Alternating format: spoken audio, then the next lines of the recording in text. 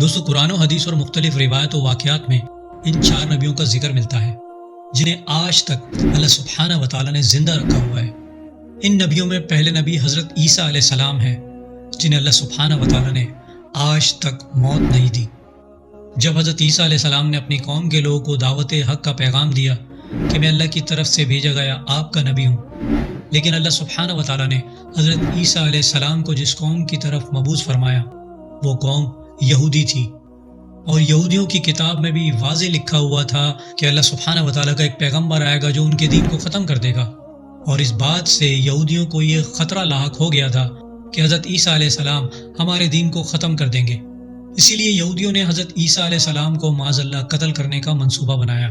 مگر حضرت عیسیٰ علیہ السلام اس قوم کو دین حق کی دعوت دیتے رہے،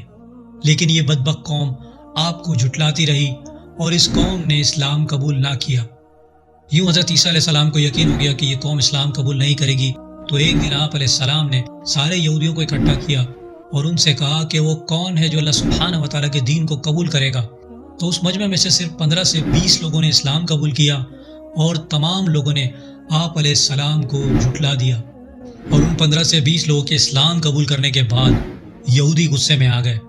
انہوں نے سوچا کہ اس طرح حضرت عیسیٰ علیہ السلام کے دین کو قبول کرنے والوں کی تعداد بڑھتی جائے گی اور ہمارا دین ختم ہو جائے گا۔